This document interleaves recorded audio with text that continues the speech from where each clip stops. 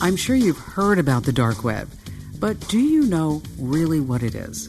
It's a place on the internet where criminals sell illegal drugs, they launder money, and they commit other crimes, often with little or no repercussions.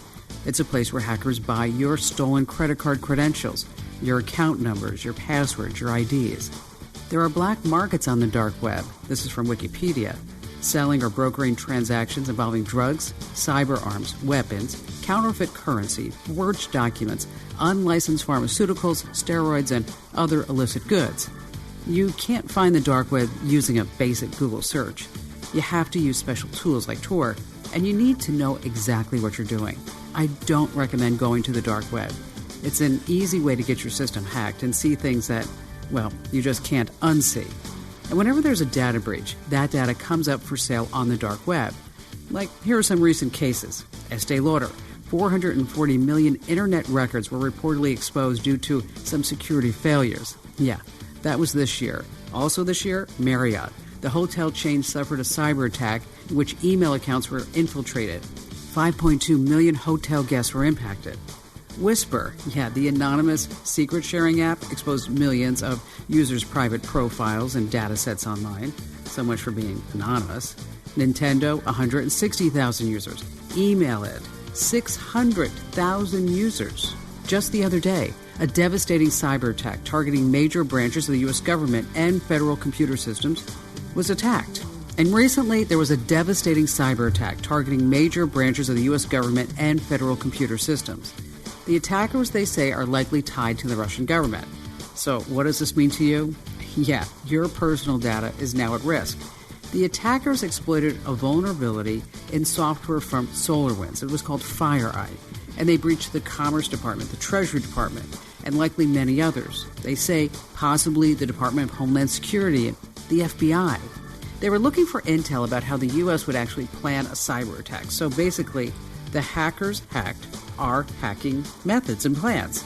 And yeah, you probably got hacked too.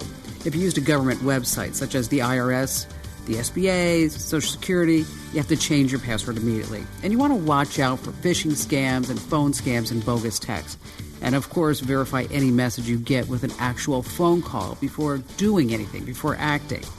And the records from this cyber attack will end up on the dark web for sale, no doubt. But let's play a guessing game. How much do you think a stolen online bank account sells for on the dark web? What about a stolen credit card, a phony driver's license, or even a forged passport? By Privacy Affairs estimates, a full digital footprint of one person costs about $1,300 on average. That's less than $2,000 for your bank account, your social media, your PayPal, and everything else in between. In this podcast, we're going to go deep into the dark web and find out what's for sale now. What are these cyber criminals doing with one of the nation's top cybersecurity experts, Etay Maor. You don't want to miss this. It's fascinating knowing how all this works. And once you do, you'll be equipped with all the intel that you need to make sure that you're not their next victim. So stay right where you are.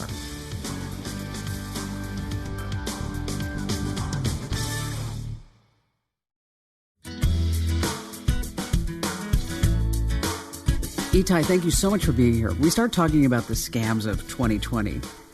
Which one just surprised you the most?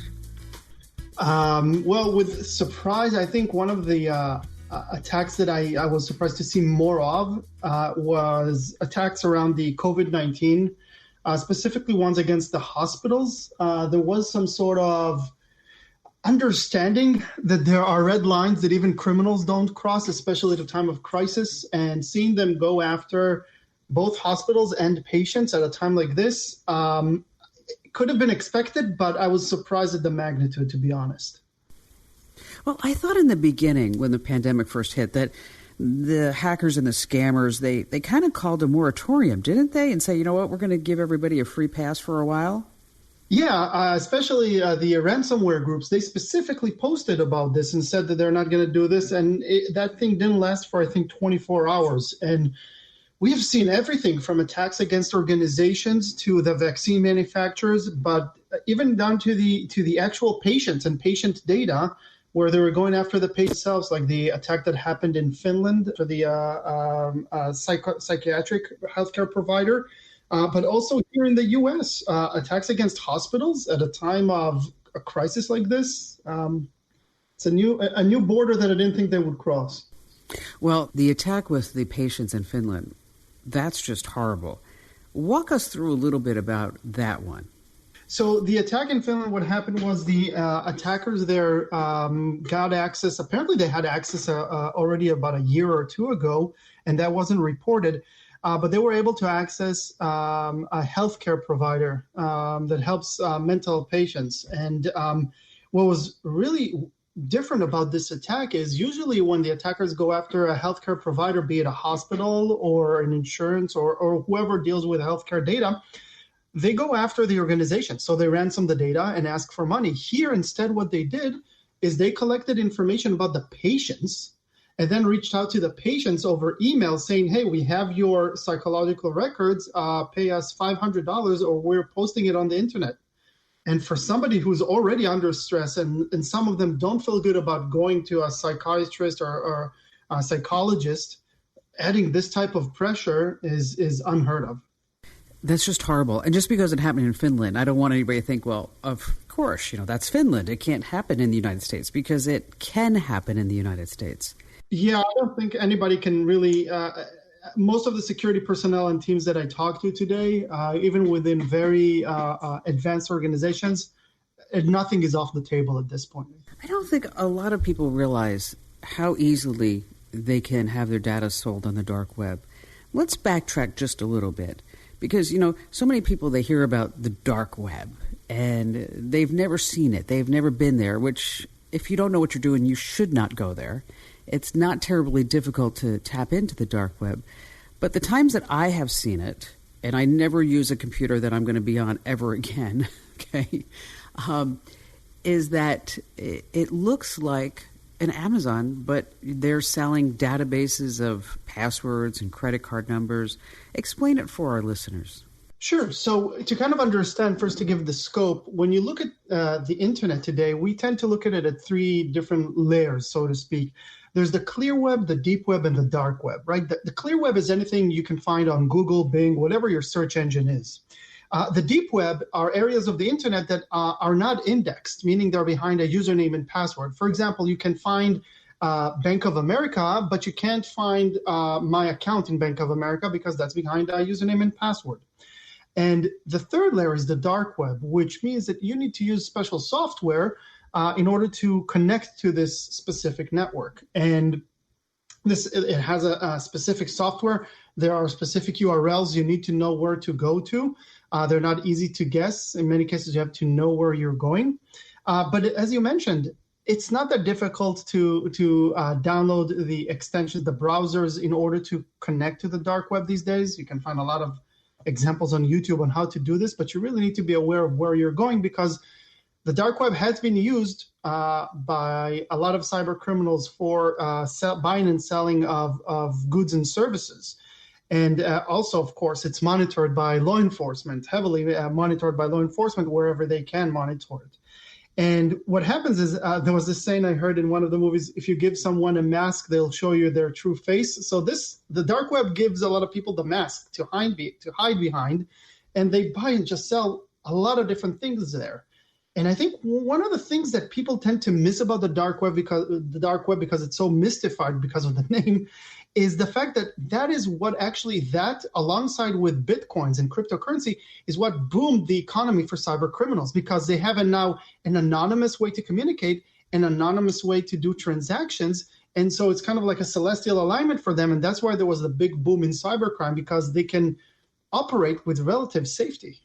So give us some examples of what you might see for sale on the dark web. Like, how much is a database of, say, 1,000 names and social security numbers? And what I always find fascinating is that also on the dark web is that you can actually buy these how-to kits. So if you wanted to, suddenly get into ransomware, if you had $500 or $800, that you could do that. Right. So the dark web actually started, the biggest boom for it in the beginning was actually with drugs, with illegal drugs on websites like Silk Road. which was managed by a person here in the U.S. But later it quickly moved to also cybercrime. So you can find anything, as you mentioned, from credentials like databases or individual accounts. You can buy complete databases from banks, so thousands of lines of username, account numbers, passwords, addresses, and everything that the bank has. Usually starts for a couple $1,000s for the complete database. There are other shops, like you mentioned, they look like Amazon. You go in and you look for specific bank accounts in specific banks or cities, and you just add them to your cart, like you have a shopping cart, and you add them in. And these cost between $10 to $100, depending on how much balance is within the account. But it doesn't end with financial information. You can find healthcare data. You can find exploits to software. And then you move to some of the more interesting stuff, I think, is if not even the products, it's the services. So you can hire people that will help you. They'll set up a phishing page for you, or there's ransomware as a service. So it's not only goods, it's also services. And that's why I think it really lowered the bar for anybody who's trying to become a criminal, even if you're not super technical like you had to about 20 years ago to be super technical to do these. Today, you just go on the dark web and you can buy all the different components and have an attack up and running. And some of these components astound me that, for example, if you send somebody a ransomware note or extortion or whatever, be a webcam thing, is that that you can actually provide 1-800 numbers for tech support and say, so if you're not really sure how to do Bitcoin, call this number. Yeah. I mean, they've really taken this whole ransomware to a whole new level. I mean, it suddenly is now, it looks like it's just keeps exploding. Yes. So yeah, there's actually two elements here of the service that are interesting. Number one is you can buy different services, criminal services, and they offer support for the buyer. So they'll say, okay, you can buy this, for example, hosting facility to host your criminal website. We offer, silver, gold, platinum support levels and SLA, service level agreements, how fast we'll help you if you have a problem, or a direct connection to our IT staff to help you. The other element is what you mentioned around the ransomware groups that set up their own support services. And what happened is when they started doing these ransomware attacks against individuals about 5-6 years ago, they encrypted people's computer, and then they realized that those people who were attacked don't necessarily know how to pay them. And so they set up these support centers saying, okay, let us give you a step-by-step guide here, or a person who will guide you how to buy Bitcoins and send them over to us. And the last evolution of that I've seen now is these support centers that are used as negotiation platforms for large organizations. I've seen different communications on these channels where somebody got infected with a ransomware in an organization. They reached out to the support and said, yeah, we need our files to be decrypted. And the support said, no problem. It's going to be $10 million. And they start a conversation around that and a negotiation around how much they would pay and when, and end up paying a certain amount and getting their files decrypted. It's just amazing to me that we have all this information, all this data about the dark web, but for some reason we just can't quite shut it down. Why is that? Well, stay right where you are, because when we come back with Tech You Should Know, we're going to talk about why we can't shut them down, and also the big scams of 2020 and the ones that we need to look out for in 2021. So stay right where you are.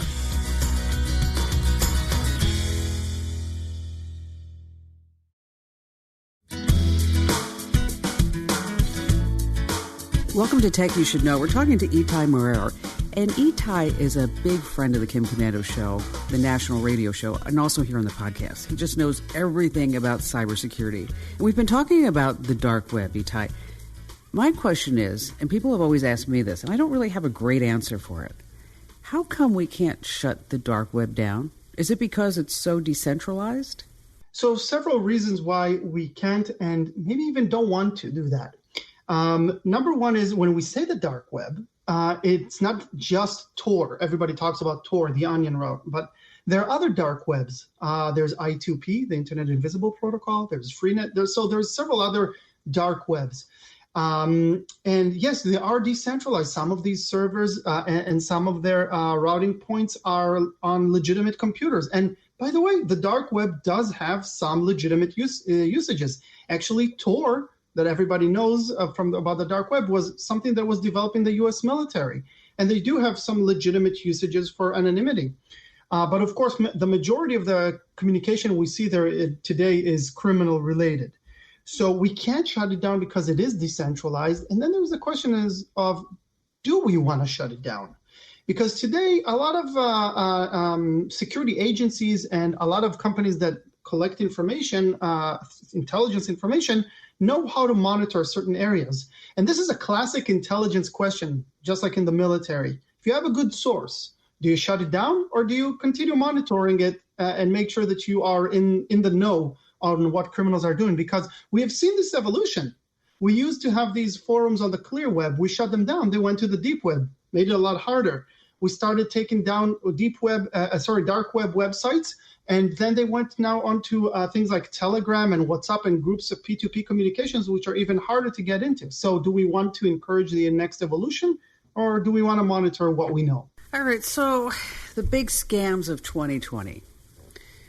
We already talked about ransomware at the hospitals and that crazy case in Finland.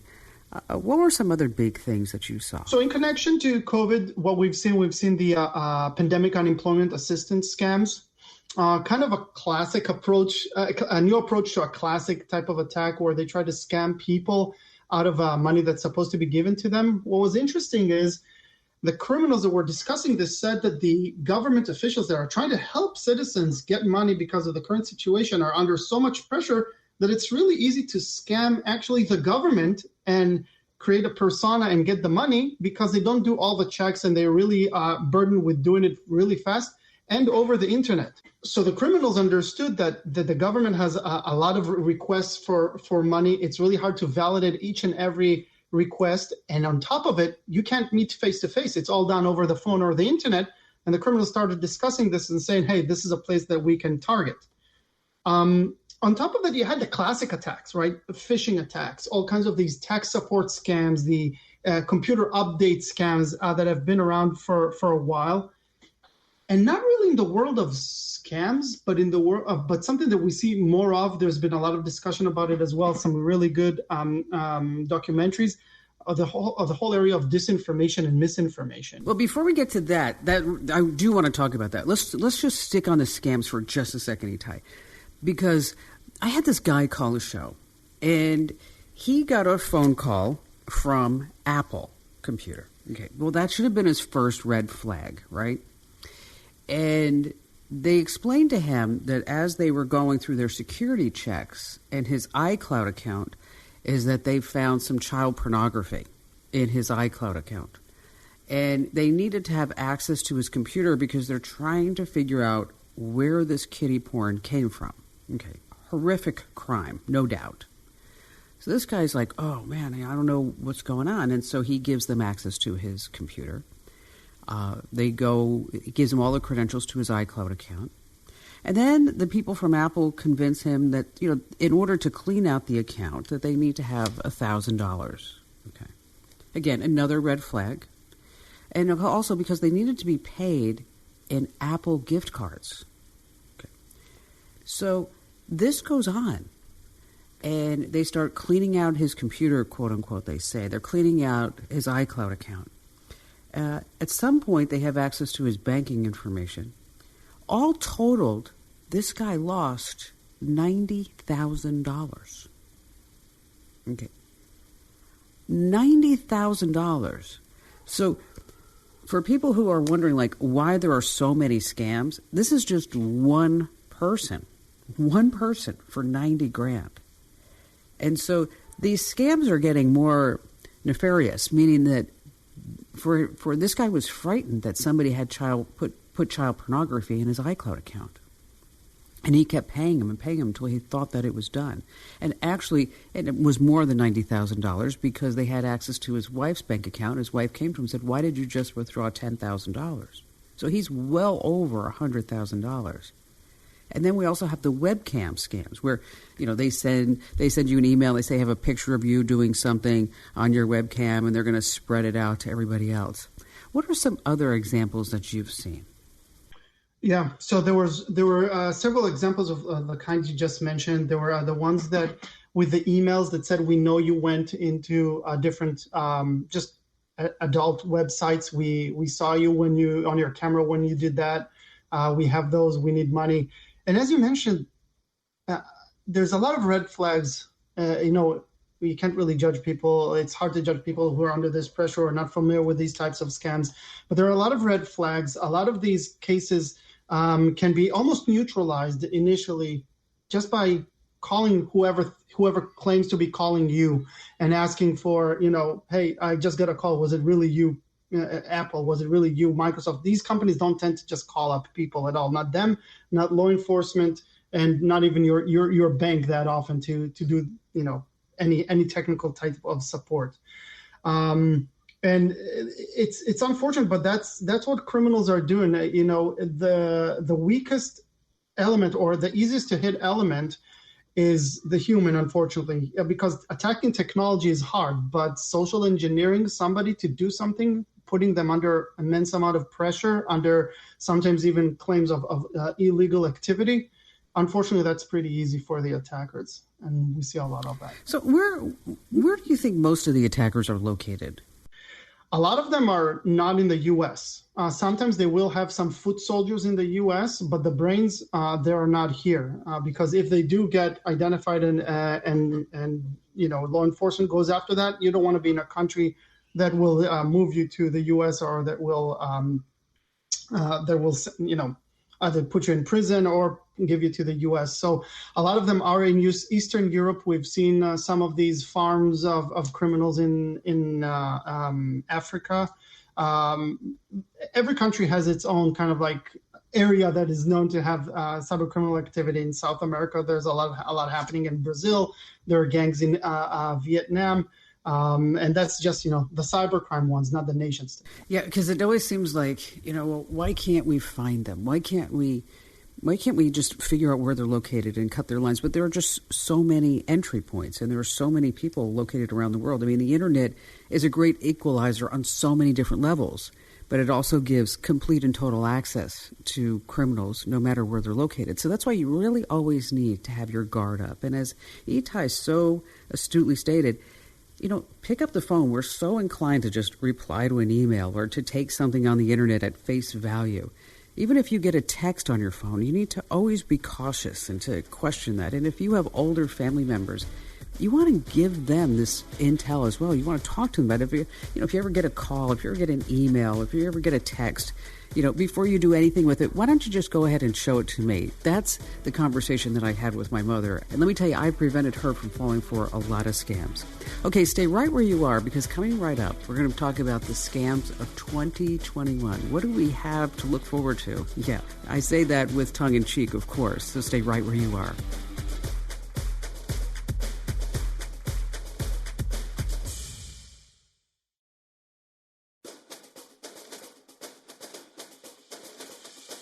Hey, welcome back to Tech You Should Know. We're talking to Etay Maor. He's a big friend of the Kim Commando radio show and also here on the podcast, and he's a bigwig in the intel security industry. So, Etay, 2021, here we come. What do we have to look forward to? So I think one of the main things we need to look into, and it also connects with what you mentioned about helping and stopping some of these threats, is realize that a lot of us are now working from home, remote work, and we need to pay attention to our environment and our family. What do I mean by that? We're working, we're bringing our work computer into the network. We're connecting a lot of devices. I think something we really need to pay attention to is how do we secure these devices properly? And when I say secure these devices, I'm not talking about you have to have a master's in cybersecurity to do these basic stuff that we can do to avoid different types of attacks against these devices, because these devices are being targeted by attackers, and also protect, our family, and not just, our parents that may not be, familiar with these types of attacks. We also have kids who fall for different scams on different games, and they're connecting with their devices to the same network that we are on. So I think it's something that is worthwhile looking into, doing the very basic stuff to help us, avoid some of these attacks. some of the things that I think we're going to see more of in 2021, criminals are going to start using, I think, a little bit more of, not necessarily AI, but there have been a lot of conversations around deep fakes and face swapping and puppet master and all kinds of capabilities to create false faces, false identities. I think that's something we really... But you know what? And I think I really believe that deep fake, not only pictures but also voices, it's going to be really exploding in 2021. And for those of you that aren't accustomed to, you haven't heard what a deep fake is, basically using AI, and I guess you'd say like a version of Photoshop and Premiere on steroids, is that you can make anybody say anything, and you can do that with their images on video, but also with their voice. You know, it always reminds me, Etay, of that story that I think it was somewhere in Czechoslovakia where a guy got a phone call from his boss, and the boss says, "Oh, you know, we need to transfer $100,000 to our vendor immediately, and I need you to do that now." And the guy's like, "Well, this is the boss. This is his voice. I better go ahead and do it." Well, as you can tell, I'm telling the story is that it wasn't true. It wasn't the boss. And after the guy transferred $250,000 to a vendor that went to someplace in China and then bounced someplace else around the world, is that they were out $250,000, and it was a total fake voice. So in next year, we really need to be careful of deep fake videos and deep fake voices, because from what I understand, Etay, and the research that I've done, when you look at a deep fake video, there really isn't a telltale sign that it is a deep fake, is it? No, it's extremely hard to identify these, even using some advanced technology. And I've talked to some companies that are trying to do this technology-wise. It's extremely hard. And when you connect that with the fact that it can be used to synthesize voice, to synthesize pictures, and these things are used for identification, they can also unfortunately be used for some of the attacks we mentioned for extortion. So, hey, we have you on video doing this or that, or, stuff like that is I fear is where it's going. The other side of the deep fake and the use of artificial intelligence is you now have software that's capable of creating pictures. I don't know if you've seen this here, like if you go on Google and search, "this person does not exist," there's a website that will create a picture of a person who doesn't exist. And you cannot tell that this is not a real person. And using that to create fake personas and create synthetic IDs, I think that's something that criminals are going to start using not too far in the future. And, that would be interesting to see if it's taken to the next level with romance scams. I can't tell you how many times I get a call from a guy, and it's normally a man, who says that some hot model in Turkey has the hots for him, and he's sitting in a trailer in Fresno, California. I'm like, I got to tell you, sorry, dude, it's probably all fake. But now they can totally manipulate somebody's emotions, and once they get their emotions, then the money will flow by using this deep fake technology. Yeah, and I mean, when you really put now, not only this, there's simple software that can do this, even stuff you can download to your phone to do face swap that looks pretty convincing. But now when you're talking about what I think is another thing that I wanted to discuss regarding 2021, if you have more budgets around these and nation state attacks, it becomes even more nefarious, because what we're going to probably see more of in 2021, not that we haven't seen this so far, is attacks by nation states against private organizations, not necessarily just against nation states. So we already know right now, for example, that different nation state actors are looking to attack and collect information about the vaccine that's being manufactured. But more and more events that are political in nature will affect us, individuals. And I'll give you an example.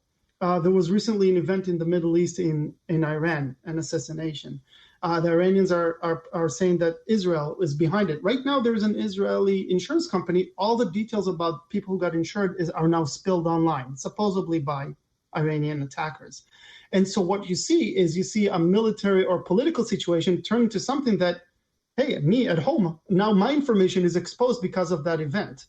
And we used to talk about how, I don't know, does a cyber attack mean that we have to do a kinetic attack against a country? Now all of a sudden, a kinetic attack, a physical attack, results in a cyber attack. And like you said, the internet levels the playing field. So now citizens, just people at home, they are in the front line, and they're actually an easier target than the military complex. And so we'll probably see more of these attacks as well. So do you think there's the potential of a cyber attack that would take out the power grid? Attacks against critical infrastructure have already happened. We've already seen this happen in the Ukraine a couple of years ago. Is it possible? Theoretically, yes, that is possible. But I think something like taking down the power grid, because there are so many things that this affects. To me, that's almost like a physical attack, like saying we're going into war. Because if you take down electricity, if it's something major, it affects hospitals, it affects people at home, it affects manufacturing, it affects so many elements that when it goes to critical infrastructure, we've seen even more secure systems than that being targeted. But I think nation states that do something like this, they know they're crossing a certain line if they do that. See, I always find it interesting that when we talk about like a massive cyber attack, that there are people who say, we have to be careful for that. And then there are other people who say, no, because everything's so distributed, there's no way that it could affect me. But let's go back to our own government. For many, many years, our government has had a website called ready.gov. Okay, if you go to ready.gov and they tell you basically to have 3 months of your medicines or at least a couple of weeks of vital medicines and maybe some cash on hand and food and, yes, even toilet paper. And I'm the person that's always like, the glass has always been half full. I mean, everything's always going to be like rainbows, ponies, and flowers. But when it comes to a cyber attack, I really believe that, you have to have some necessities in your home just in case something were to happen, whether it's by accident or whether it's by intent, is that we are so dependent upon technology and the internet right now, is that you just have to have a little bit of forethought, I think. And you know what, maybe in that sense, it's just a little bit of a silver lining that the situation we're facing now actually forced us to be a little bit more prepared. And I think people do have a little bit more things in their houses just in case they need to stay for a longer period. And you're right.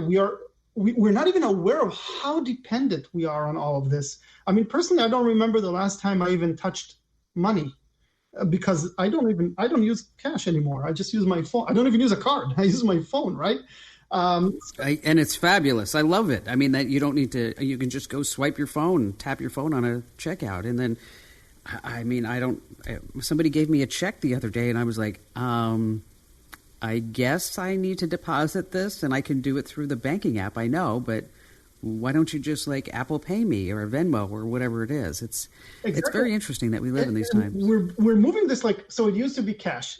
Right, and then it became cards, and then it became a phone. Now I'm doing it with my Fitbit. I use that to pay, and we know the next step is going to be something in our body, in our hand, like that we're going to be able to use that. It keeps getting more convenient, but we keep being more and more dependent on it. So yeah, definitely something to pay attention to.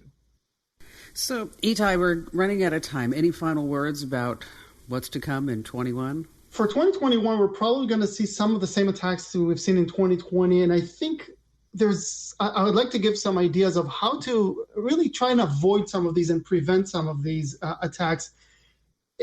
When you have a system at home, regardless of what it is, your computer, your mobile device, your router, your printer, which is on Wi-Fi, your webcam, do the basic security checks on them. Change default passwords. Don't leave them at admin or 1234, and choose just a little bit more complex passwords. If you have a hard time remembering all your passwords, use a password wallet that keeps these things secure.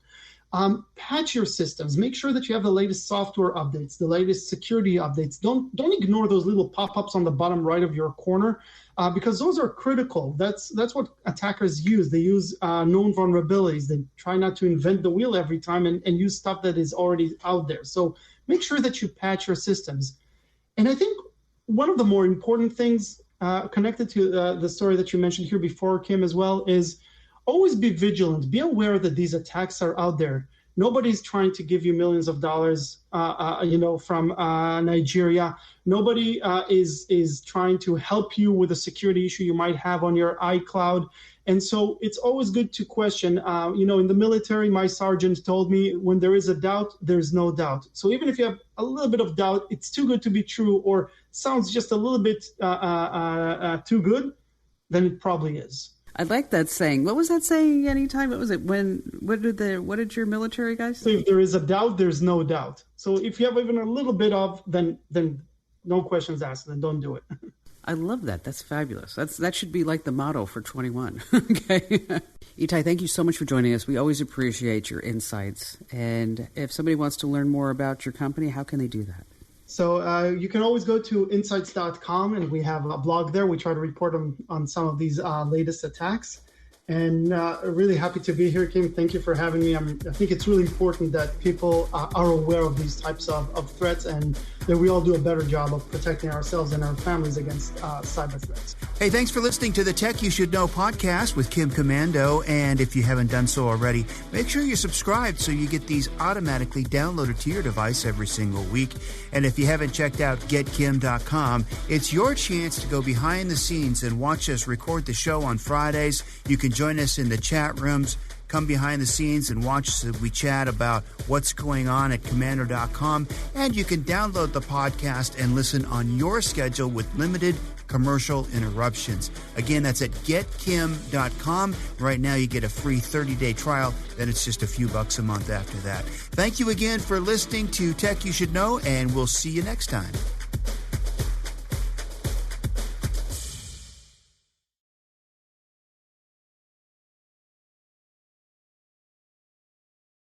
Discover new opportunities together in a new Chevy. Meet up in an Equinox, winner of the J.D. Power Award for initial quality among compact SUVs. Lend a hand in the strong and capable Silverado, or mix it up in a high-tech Trax with an available 11-inch diagonal touchscreen. Find family, friends, and fun in the Chevy that's right for you. Click to learn more. Chevrolet, together let's drive. For J.D. Power 2023 U.S. Initial Quality Study Award information, visit jdpower.com/awards.